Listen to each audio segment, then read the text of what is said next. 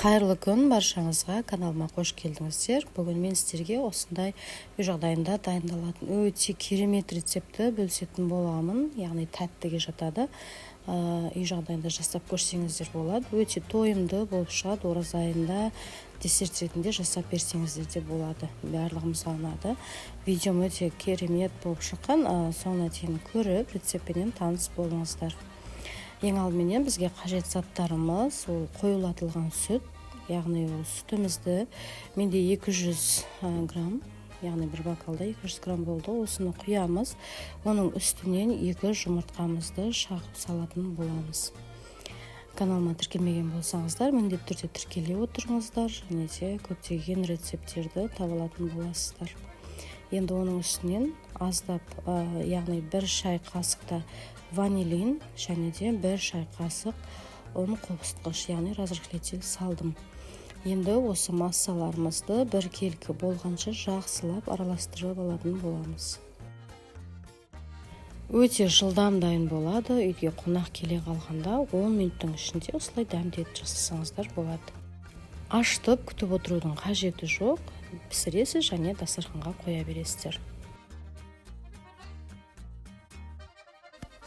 Мінекей бір қалыпты масса дайын болады, яғни қоймалжың осындай. Енді оның үстінен алдын ала еленген ұнымызды дайындап алған осыны салатын боламыз. Яғни аздап салып отырып, осылай венчиктің көмегіменен араластырасыздар. Яғни бір қалыпты әдемі масса болу қажет. Яғни бірінші кезде венчикпен араластырғандарыңыз оңай. Одан кейін онды осылай шетінен қосып отырып, қамырымызды илеп аламыз. Яғни осылай қою болғаннан кейін қолменен илеп, жаңағы қолға жабыспайтын әдемі қамыр дайындап аласыздар.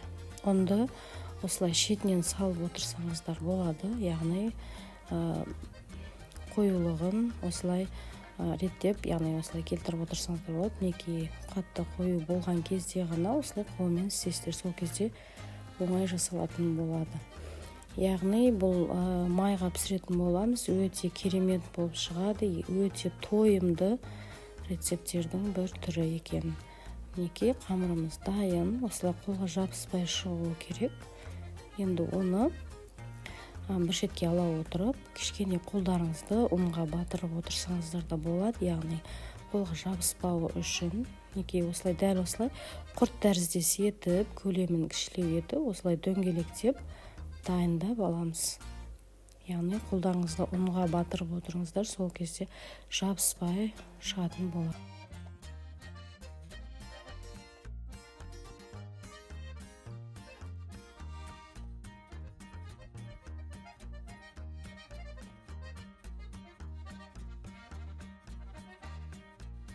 Мінекей дайындап алдық. Майымызды ыдысымызға құйып, қыздырып аласыздар. Қатты қызып кетпеуі керек.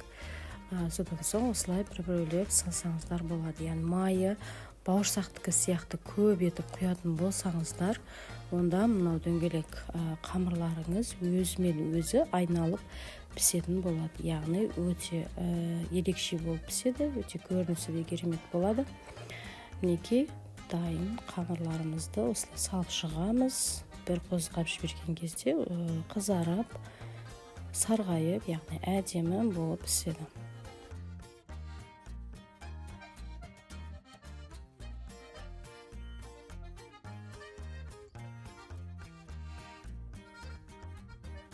Мінекей осылай сарғайып, өте әдемі болып пісіп шығады. Астын баяу отта пісіріп алыңыздар. Қатты отыңыз шалап кетпесін, қарайып кетуі мүмкін. Сол үшін осылай жай отта барлығын осылай домалатып отырып пісіріп алсаңыздар болады.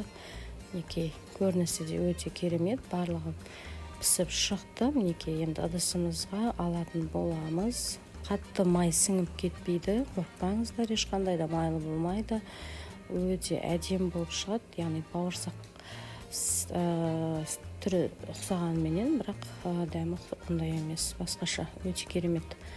Мінекей дайын болды барлығын. Енді осылай қалағанша ыдыстарыңызға салып аласыздар. Оның үстінен қалауларыңыз бойынша сәндесеңіздер болады. Менде ерітілген осындай шоколад.